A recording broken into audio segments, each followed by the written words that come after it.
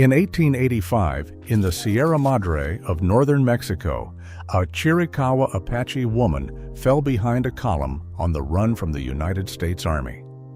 She delivered a child among the rocks with one attendant, wrapped the infant, and caught the group before it made camp.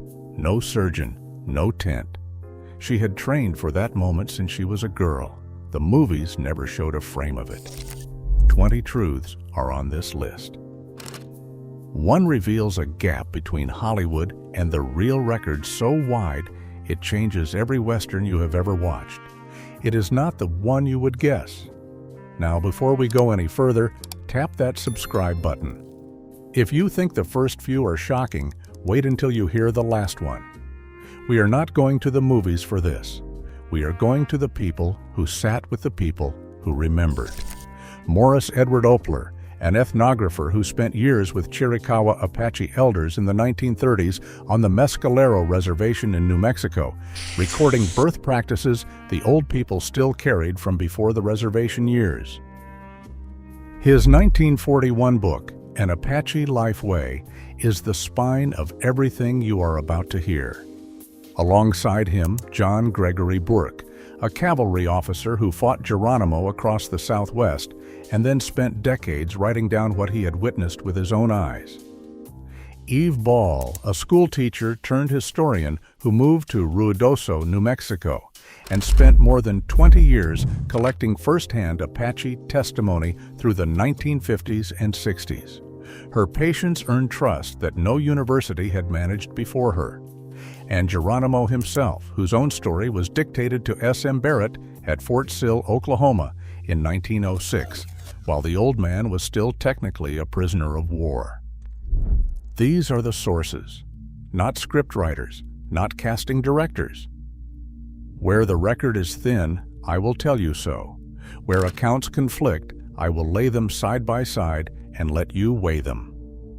Let us begin at the bottom and work our way up to the truth that none of them could show.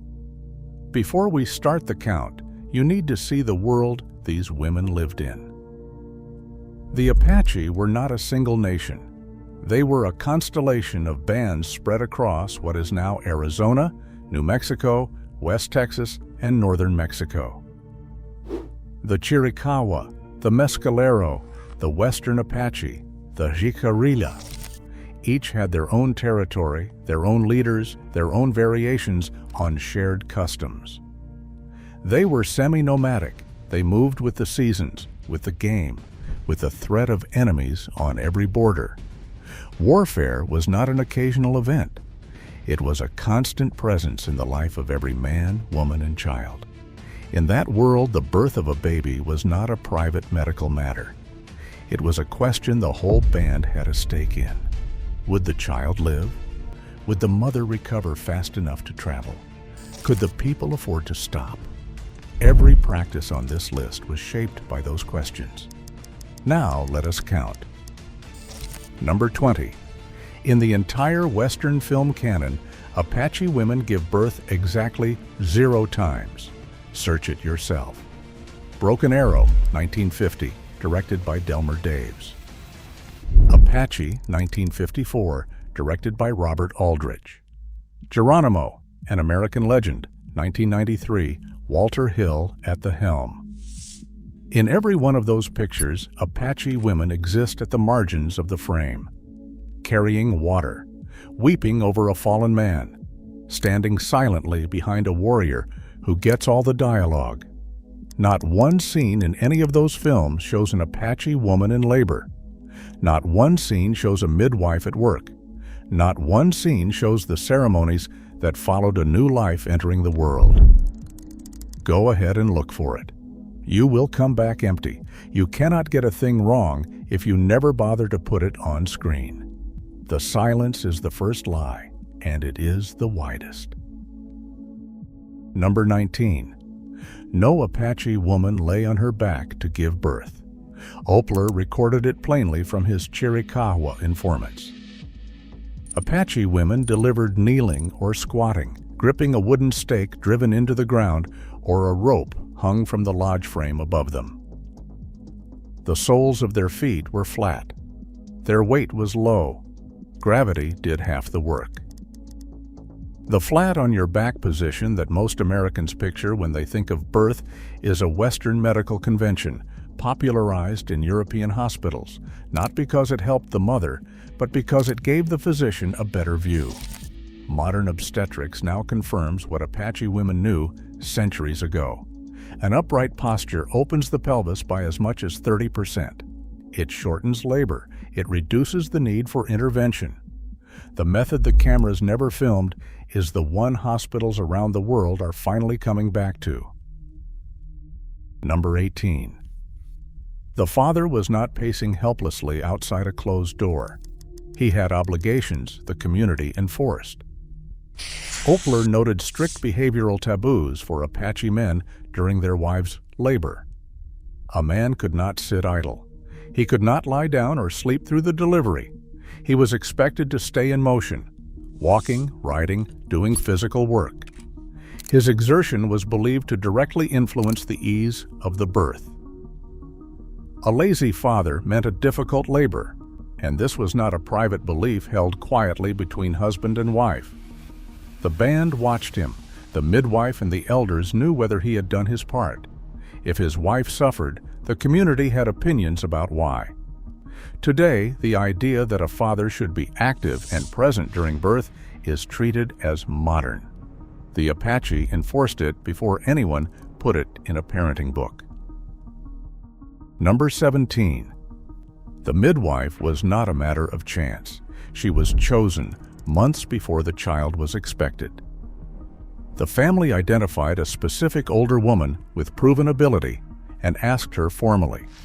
This was a serious request, and the woman chosen understood the weight of it. She prepared the birthing space well in advance. She knew the mother's body and her history. She positioned the mother during labor and managed complications with her hands and decades of experience. Opler's informants described her decisions with the kind of detail you would hear in a surgical briefing. She knew when to wait and when to act. This was a woman the whole band trusted with the life of a mother and the life of a child in the same hour. The Western genre never gave a woman like her a single spoken line. The Apache gave her authority over their future. Number 16. Apache women used medicines during labor that no frontier doctor had in his bag. The ethnographic record names specific plant preparations administered to ease pain, hasten delivery, and control bleeding after the child arrived.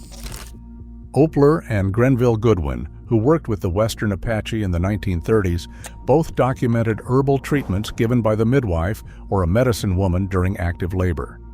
Some of these plants are identifiable in the botanical record.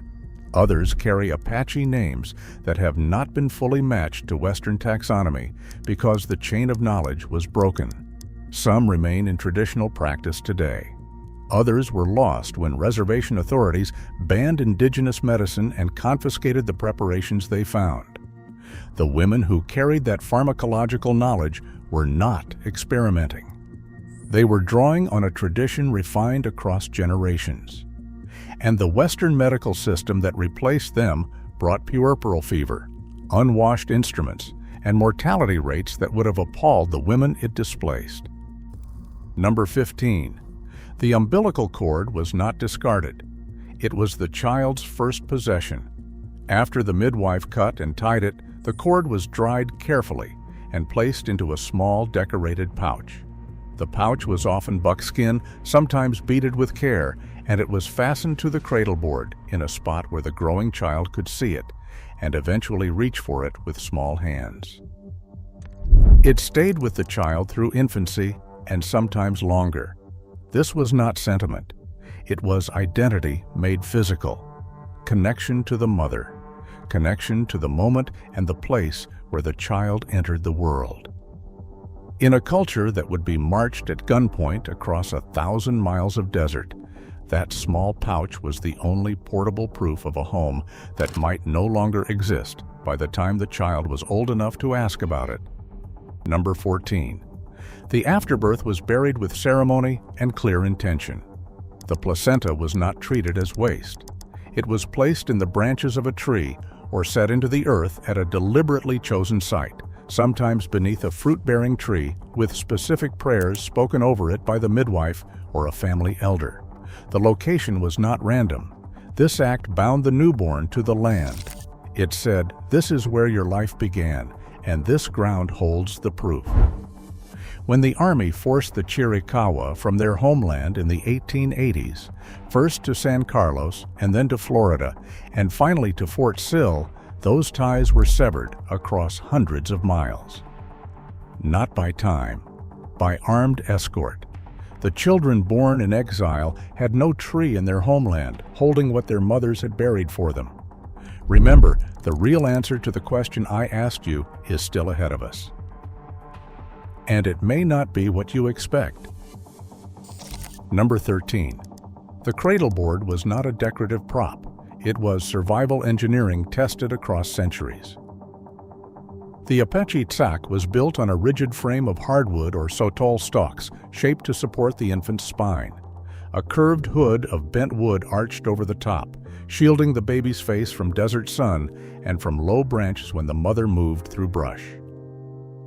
Rawhide lacing held the child secure enough to travel lashed to a horse, bouncing on a mother's back at a run, or propped upright in camp where the child could watch the world and stay safe from fire and from animals. The grandmother or a designated female elder built it, sometimes beginning the work with a prayer. A child spent most of its first year bound to this frame.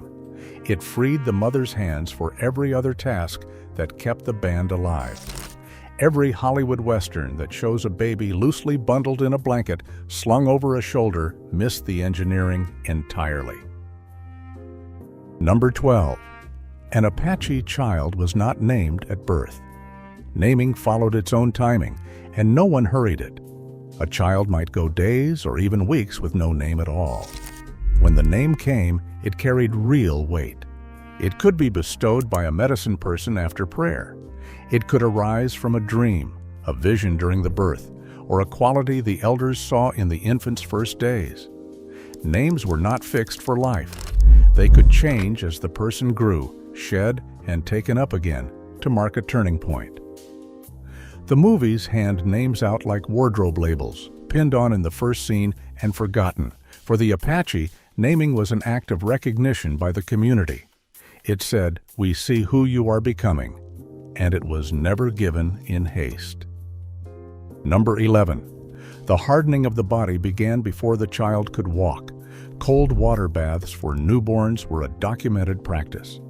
In winter camps where snow lay on the ground, infants were briefly exposed to the open air and cold water under the eye of a grandmother or mother. Army officers who witnessed this wrote about it with open shock. Burke recorded it in his field notes. Other observers on the Chiricahua campaigns confirmed it. This was not cruelty. It was deliberate conditioning for a life where a cold night in open country killed those who had never learned to endure one. Apache endurance across winter marches, desert crossings, and mountain retreats was something the United States Army spent 10 years trying to match, and never could. That endurance did not appear in adulthood. It was built in the cradle, one cold morning at a time. Number 10.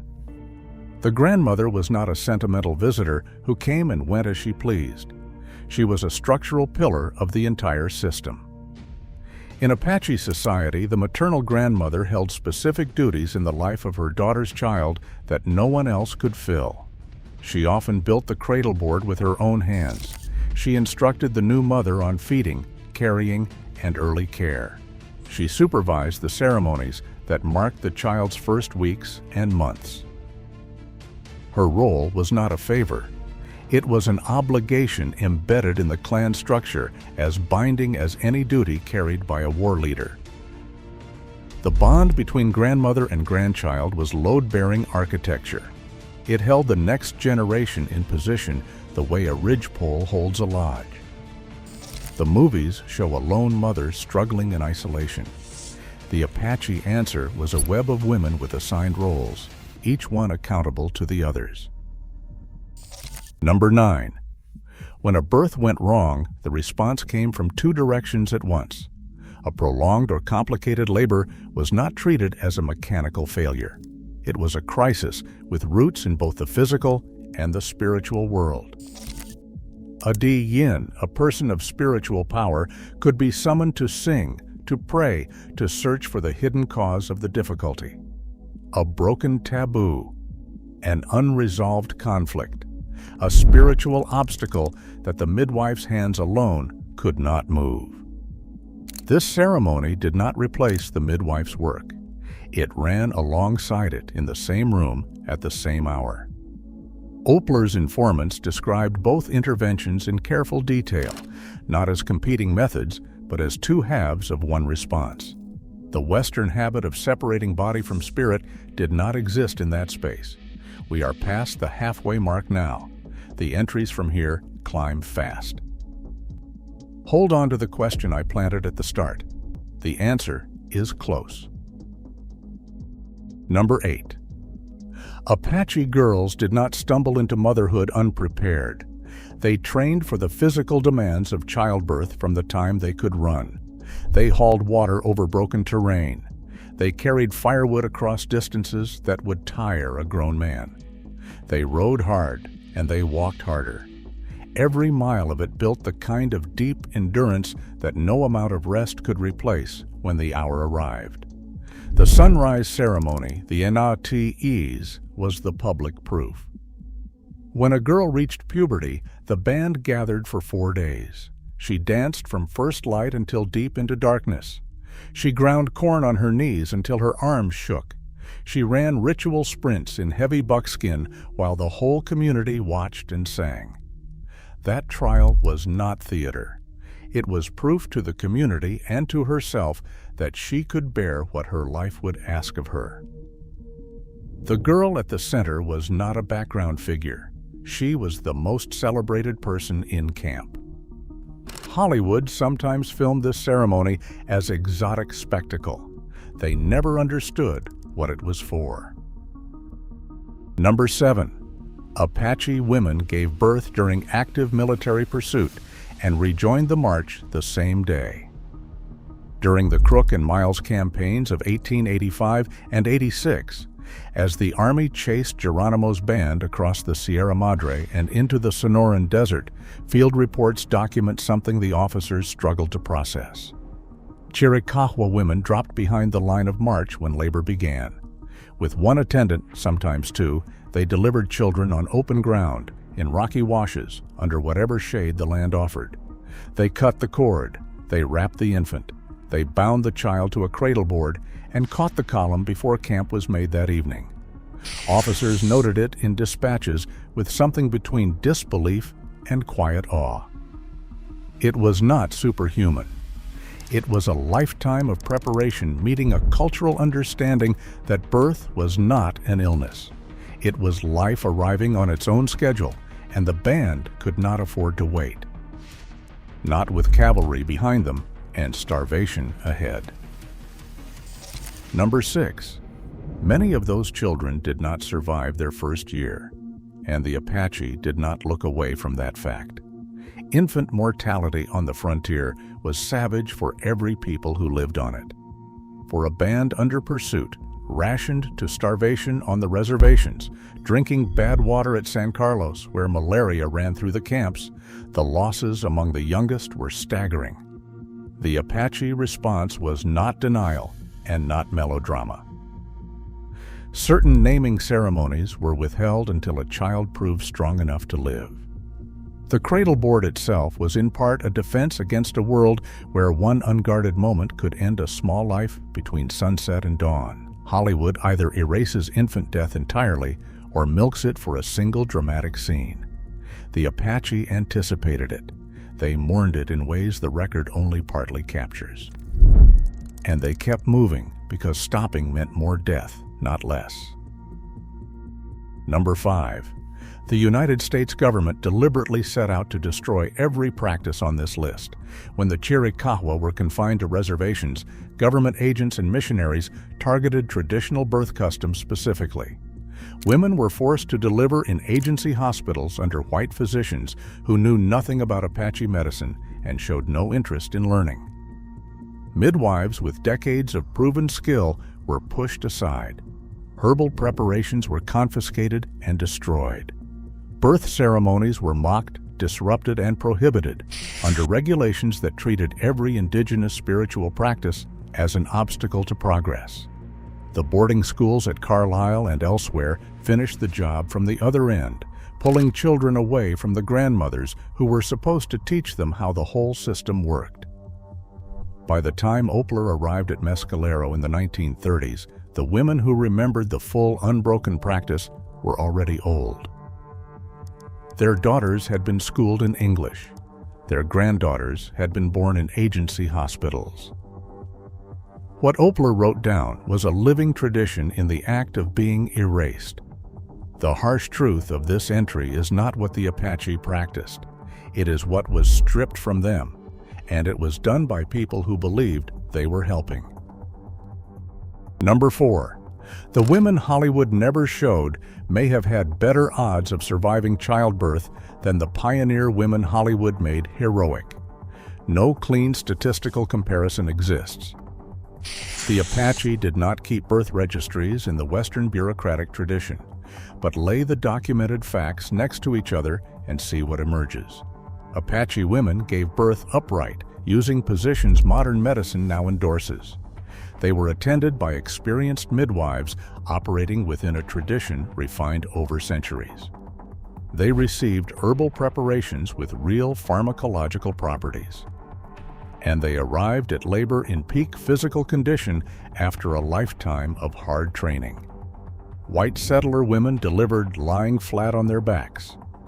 They were frequently attended by untrained husbands or neighbors. Their birthing rooms were rarely clean. Puerperal fever, the childbed infection spread by unwashed hands and contaminated instruments, killed thousands of American women across the 19th century. In some frontier settlements, the maternal death rate was devastating. The tradition the government branded as primitive aligned with what the best hospitals in the world now recommend. The system that replaced it brought infections the Apache had never known. Number 3. Birth was not a single scene. It was a chain of ceremonies that stretched across months. Building the cradleboard was itself a ceremony with prayers and selected materials. The first time the child was carried outdoors into sunlight was a marked occasion with its own observance. The first laugh was recognized and celebrated. Among some Apache groups, the person who caused the baby's first laugh held a special role in the child's life from that day forward. The first solid food carried its own practice and its own prayers. Each milestone drew the participation of the wider band. This was not a checklist. It was a sustained communal act of welcoming that said over and over, "This child is ours, and we will see it through." The movies compress birth into a dramatic beat, a scream, a cry, a hard cut to the next scene. For the Apache, welcoming a child unfolded deliberately across an entire season. It was not a moment behind a closed door. It was a public commitment, renewed at every stage, that the band had a future and intended to protect it. Number 2.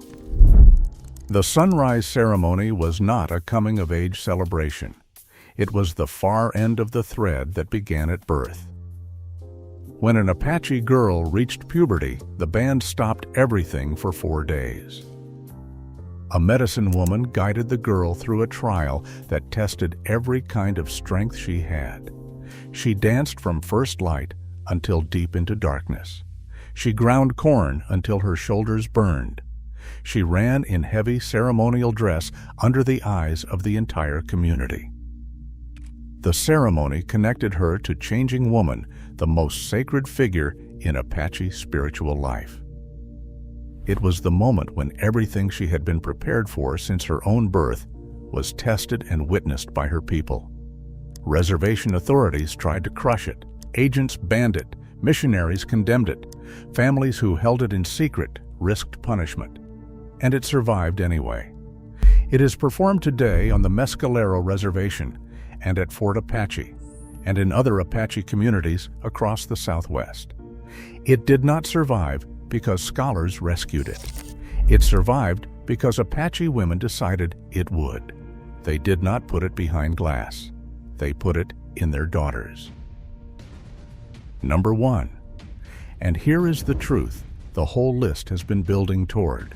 Every Western that bothers to show a birth at all treats it one way.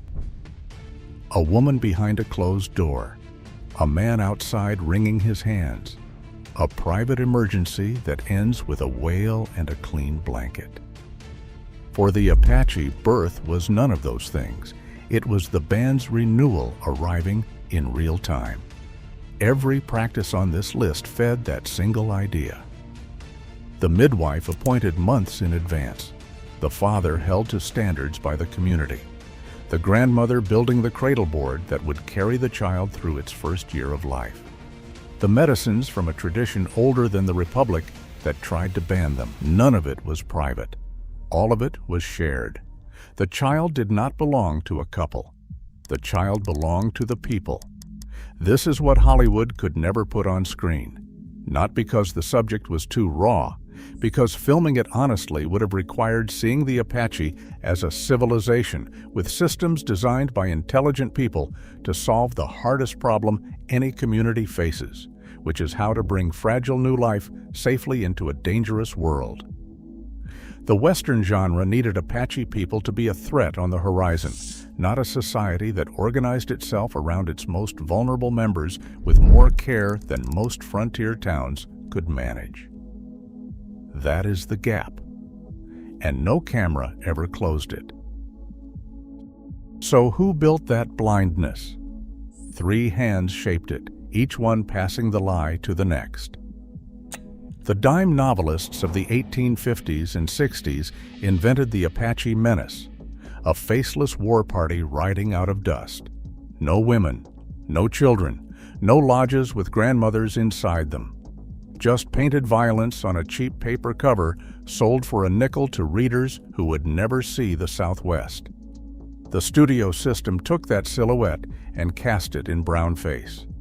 White actors on studio horses, plywood boulders on a California backlot. Not one of those productions ever consulted an Apache person about what happened inside a camp between the raids. Broken Arrow in 1950 was called sympathetic. Cochise's wife, Sonciare, barely speaks. Apache in 1954 handed the title role to Burt Lancaster. Not one frame of authentic cultural life made the picture. Even Geronimo in 1993 gave Apache women almost no presence and no ceremony of any kind.